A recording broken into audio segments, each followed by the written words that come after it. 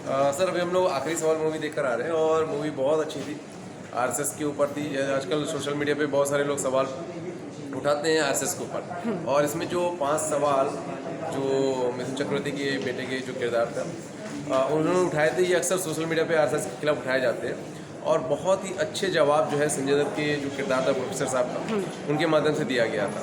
और ये बहुत ही ज़रूरी था क्योंकि आरएसएस एक ऐसी संस्था है जो 100 साल से बिना किसी स्वार्थ के निस्वार्थ भाव से कार्य करते आ रहे हैं, स्वयंसेवक कार्य करते आ रहे हैं। आप देखेंगे कहीं भी बाढ़ आ जाता है, तूफान आ जाता है, कहीं भी लोग भूखे रहते हैं, फिर किसी भी परिस्थिति में तो सबसे पहले आरएसएस जो है उनके स्वयंसेवक पहुँचते हैं और निस्वार्थ भाव से सेवा करते हैं। ना ही किसी के कैमरा देखते हैं ना कुछ देखते हैं, लेकिन उनको वो चीज़ें नहीं मिल पाती हैं जो समाज को देना चाहिए। वो सम्मान कहीं ना कहीं छूट जाता है और लोग नैरेटिव बनाते हैं उनके खिलाफ अलग से।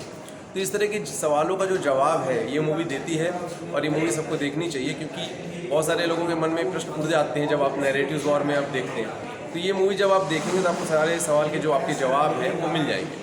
और तो मैं कहना चाहूँगा कि ये फिल्म बहुत अच्छी बनाई है। जो भी डायरेक्टर है, मैं डायरेक्टर नाम आई थिंक सर मैं ध्यान से कर रहा है, लेकिन फिल्म बहुत अच्छी बनाई है। तो आप सबसे मैं निवेदन करूँगी फिल्म ज़रूर देखें, बहुत अच्छी है। धन्यवाद। से भी आरएसएस को बोला जाता है नाजी है। हाँ, नाजी कहा जाता है। हाँ, तो वो इमरान खान जैसे व्यक्ति हो गए वहाँ के, तो वो जो जैसे जो बैठे हुए ना 150 टी शर्ट बना के आके सवाल उठा देते हैं। मतलब कहते हैं ना कि देखो किसी को उंगली उठाना बहुत आसान है, वो जर्मन में बैठ के उंगली उठा देता है कि यार आरएसएस ऐसा है वैसा है, नाजी हिटलर के तरह है।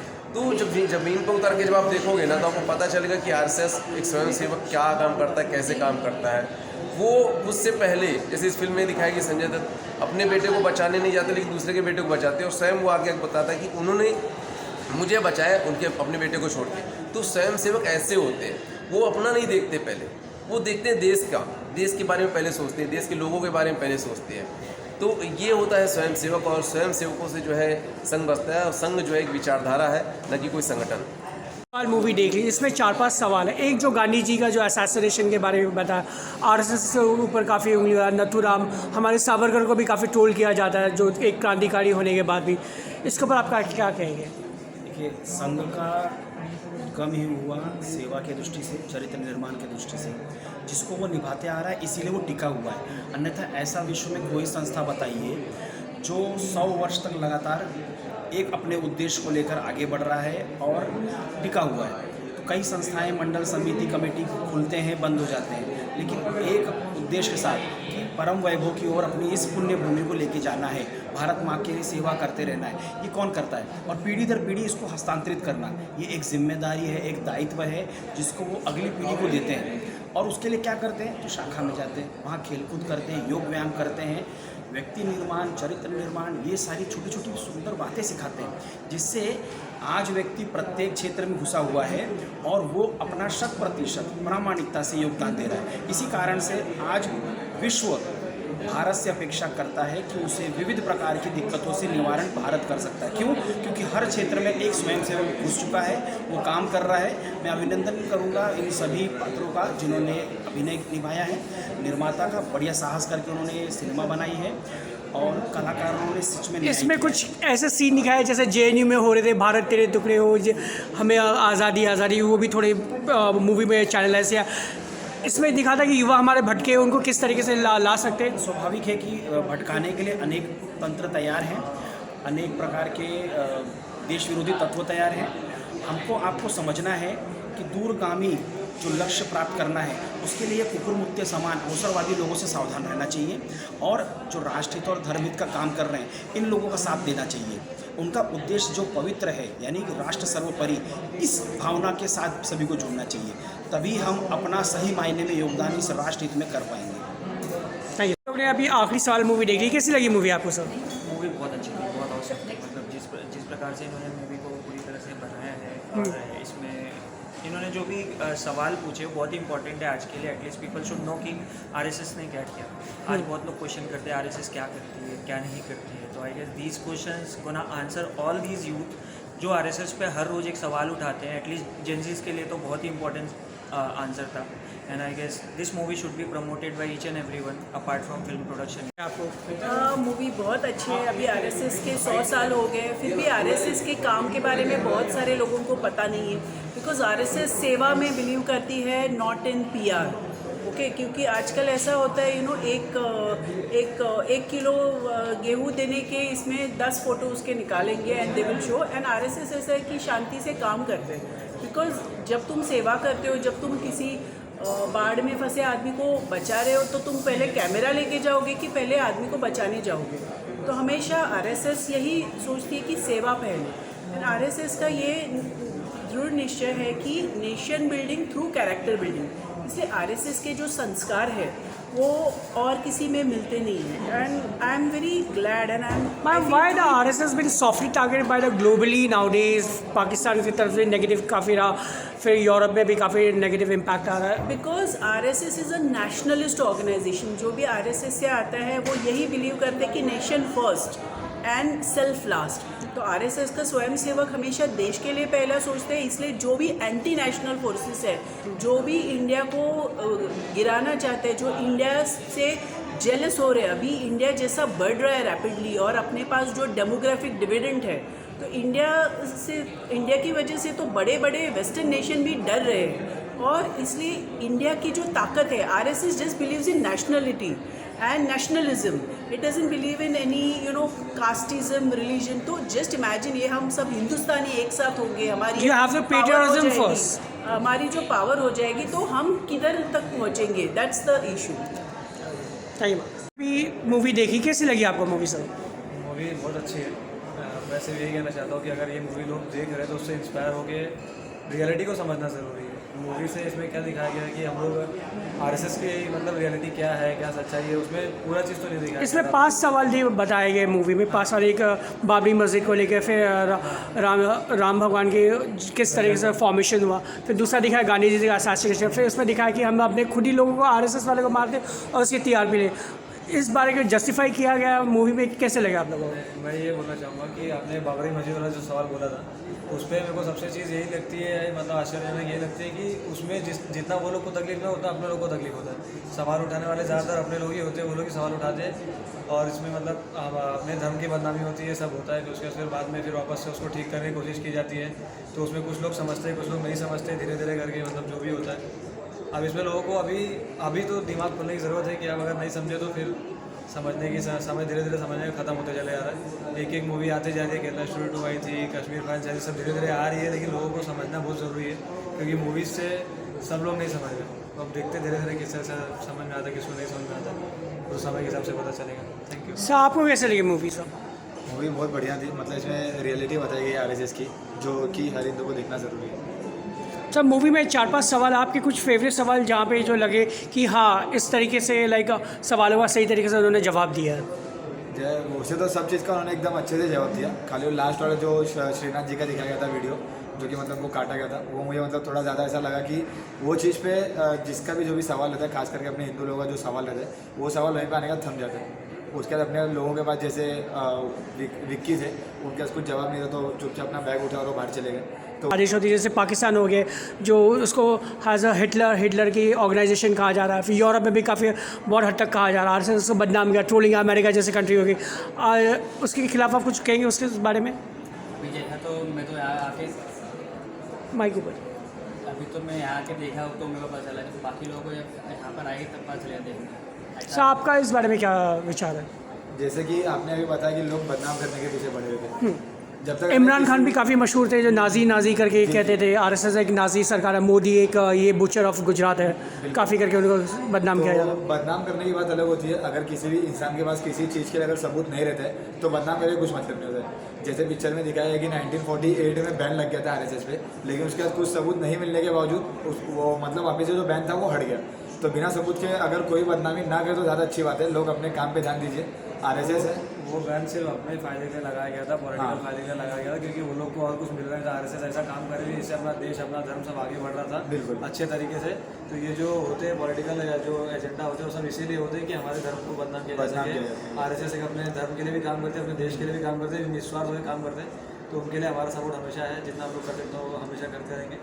तो ये जो बदनाम करने वाली बात आपने बोला, आपने आखिरी सवाल मूवी देखी, कैसे लिया आप लोगों को मूवी? फर्स्ट मैं ये पूछना चाहूँगा। मूवी बहुत नाइस, बहुत अच्छा था। हमें उससे मतलब बहुत कुछ हमें पता चल रहा है और मैं तो यही सजेस्ट करूँगी कि सबको देखना चाहिए, बच्चों को भी देखना चाहिए, यंगस्टर्स को देखना चाहिए। एक्चुअली ये अभी हमारे आने वाले फ्यूचर को, जो फ्यूचर के यंगस्टर्स हैं उन्हें बहुत अच्छे से देखना चाहिए।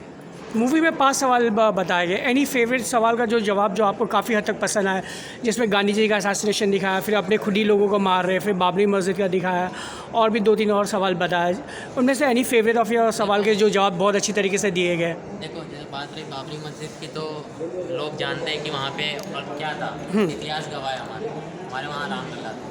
और बात रही दूसरी चीज़ों की, तो एक ये भी चीज़ है कि लोग आरएसएस को टेररिस्ट बोलते हैं, बट आरएसएस टेररिस्ट है ही नहीं भाई। जिस हिसाब से जगह जगह पे जैसे फ्लड आता है कहीं पे या फिर कोई घटना घट जाती है, वहाँ पे सबसे पहले कौन सी संस्था पहुँचती है? कोई ऐसा कोई भी नहीं मिलेगा आपको कि पहुँच जाते हैं। बट आरएसएस बिना किसी फ़ायदे के, बिना किसी चीज़ के वहाँ पहुँच जाती है और लोगों की सेवा करती है। तो आरएसएस कोई टेररिस्ट फर्म नहीं है भाई, वो राष्ट्र की सेवा का संघ है, राष्ट्र के लिए सेवा करती है, वो भी निस्वार्थ भाव से। तो उसमें जितने भी सवालों का जवाब दिया वो काफ़ी अच्छी तरीके से दिया है और एक्टिंग भी बहुत ज़्यादा अच्छी है। मैम, आप आरएसएस को काफ़ी जगह से ट्रोल किया जाता है कि it is a terrorist organisation. Pakistan में भी काफ़ी तरह से ट्रोल किया, इमरान खान भी काफ़ी तरीके से, यूरोप में भी काफ़ी तरह से खालिस्तानी मूवमेंट भी उसको सपोर्ट कर रहे हैं कि RSS is a terrorist organisation. इसके बारे में आप क्या कहेंगे? By my perspective it is wrong. By my perspective it is wrong. मेरा तो यही बोलना है कि आरएसएस को सपोर्ट करें। और संजय दत्त ने जो एक्टिंग की थी was very good and I like those movies also. Okay. Ma'am, what about you? What do you want to tell about RSS? Is a terrorist organization or it's a helpful organization? क्या आपका विचार क्या है इस बारे में? RSS बहुत helpful है, उसको टेररिस्ट मतलब ऐसा बोला जाता है, बट वो टेररिस्ट है नहीं, वो बहुत ज़्यादा हेल्पफुल है। अगर आप इसे देखोगे मतलब कहीं भी कुछ होता है तो सबसे पहले आरएसएस ही जाते हैं। बट कुछ लोग ऐसे हैं कि उन्हें टेररिस्ट बोलते हैं, बट ऐसा कुछ नहीं है, तो मेरे हिसाब से वो हेल्पफुल है। मैम, एक सवाल मैं आपसे भी पूछ रहा था, do we need whatever we good things हम लोग करें उसको सोशल मीडिया पे डालना ज़रूरी होता है क्या? जैसे इसमें दिखाया है आरएसएस हर जगह कैमरा लेके घूमता नहीं, तो हम अच्छे काम करें, हमें दिखाने की ज़रूरत नहीं है। इट्स गुड कि हमें नहीं दिखाना चाहिए, बट लोगों तक कैसे पहुंचेगा वो चीज़, तो मुझे ऐसा लगता है कि हमें दिखाना चाहिए ताकि लोगों तक पहुंचे, लोगों को भी समझ आए। ओके, सो संजय दत्त का कैरेक्टर कैसा लगा आपको पिक्चर में? संजय दत्त का कैरेक्टर बहुत अच्छा था, उनने बहुत अच्छी एक्टिंग की और ये एक्टिंग के लिए वही एक सूटेबल। मिथुन चक्रवर्ती का सन जो नेगेटिव रोल करे उनका कैसा लगा? उनका भी अच्छा था, मतलब ठीक था। एक जो रोल है उसमें जेएनयू का कैरेक्टर भारत के लिए टुकड़े, जैसे हमें मालूम है वो सब जो ऑलरेडी जेएनयू शाहीन बाग जैसा एक कैरेक्टर उसमें दिखाया गया। Do you think the youngsters are going to the right direction और wrong direction nowadays? We can say मतलब कि राइट डायरेक्शन है, but we can work more. Ma'am, आपको क्या लगता है how we are going in right direction और we are going some wrong direction in the way that movie has been portrayed, जहाँ पे उस भारत तेरे टुकड़े हो जो के नारे लगे थे, फिर हमें चाहिए आज़ादी। कैसी आज़ादी चाहिए एज अ यंगस्टर्स, जो मूवी में थोड़े से दिखाए clip? Like we should support each other और लोगों की हेल्प करना is a kind way, so by my perspective या। और जैसे मूवी में दिखाया हमने 5 सवाल के जो जवाब दिए संजय दत्त ने, दैट वाज वेरी उनने उनने 5 सवाल के जवाब बहुत सही से दिए। Okay, do you think the youngsters should go and come and watch this movie? Yes, youngster को आना ही चाहिए, यंगस्टर के साथ सबको आना चाहिए, चाहे पेरेंट्स हो चाहे ग्रैंड पेरेंट्स हो, सबको आना चाहिए। बहुत ही अच्छी मूवी है, बहुत हेल्पफुल है और ये यूथ के लिए सबसे बेस्ट मूवी है और आपको आना ही चाहिए। Thank you ma'am. आरएसएस के बारे में बहुत लोगों को जो मिसकंसेप्शन होता है, इनफैक्ट मुझे भी थे, तो मेरे बहुत सारे मिसकंसेप्शन बहुत क्लियर हो गए, क्योंकि बहुत लोगों को लगता है कि एक प्राइवेट ऑर्गेनाइजेशन है, भारत के रिलेटेड नहीं है, देश के रिलेटेड नहीं है। और बहुत बार ऐसा लगता है कि जो बहुत सारे ऑर्गेनाइजेशन है, पॉलिटिकल ऑर्गेनाइजेशन है, उनको सपोर्ट करती है, जबकि ऐसा नहीं है। ये राष्ट्रीय स्वयंसेवक संघ है, तो बेसिकली ये लोगों को मोटिवेट करती है कि वो खुद से सेवा करना, खुद से Self सेवा service. करती है, सेल्फ सर्विस, मतलब सेवा वो खुद लोग चुनते हैं दूसरों की करने के लिए। इसमें 5 सवाल बताए गए, गांधी जी के बारे में, फिर बाबरी मस्जिद के बारे में, फिर खुद कई अपने लोगों को मार के टीआरपी लेना, ऐसे आपने वो सवाल में से एनी कुछ लगे जो तथ्य जो सच है हाँ, या मुझे- आर्टिफिशियल टाइप के? नहीं, आंसर्स तो मेरे बहुत वैलिड लगे सारे, ठीक है, सब प्रूफ के साथ थे। एक जो था जिसमें कोई प्रूफ नहीं था कि ओके राष्ट्रीय सेवा संघ जो है बहुत जगह सेवा करती है, लेकिन उसका तो कोई प्रूफ नहीं है, तो इसका कोई डेटा नहीं है। जैसे बहुत सारी कंपनीज में हम कुछ सेवा करते हैं तो उसका कुछ डेटा है, लेकिन यहाँ पर डेटा बेस नहीं है। उसके लिए उन्होंने बहुत अच्छे से आंसर दिया उस चीज़ को कि क्योंकि ये संघ ही है कि सेवा करना, निष्काम कर्मियों के बारे में बात करते हैं। तो जब अगर हम किसी की सेवा करते हैं तो हम लोग कोई कैमरा लेके नहीं जाएंगे कि मैं सेवा कर रहा हूँ। मैं राइट हैंड से दान दे रहा हूँ, लेफ्ट हैंड को पता ना चले। एग्जैक्टली अगर मैं सेवा का मतलब है कि मुझे उससे कुछ चाहिए नहीं, क्योंकि मुझे वो काम करने में ही पूरा आनंद आ रहा है। दैट इज़ वाई ये बहुत अच्छे से निष्काम कर्मयोग को इस तरीके से हम प्रैक्टिस करें जो भगवद गीता में भगवान कृष्ण बता दें कर्मयोग के बारे में, निष्काम कर्मयोग के बारे में। वो निष्काम कर्मयोग हम लोग डे टू डे लाइफ में प्रैक्टिकली हम कैसे अप्लाई करें, ये इस राष्ट्रीय स्वयंसेवक संघ करता है। यही इन्होंने सिखाया है और यही इन्होंने एक्सप्लेन भी किया है।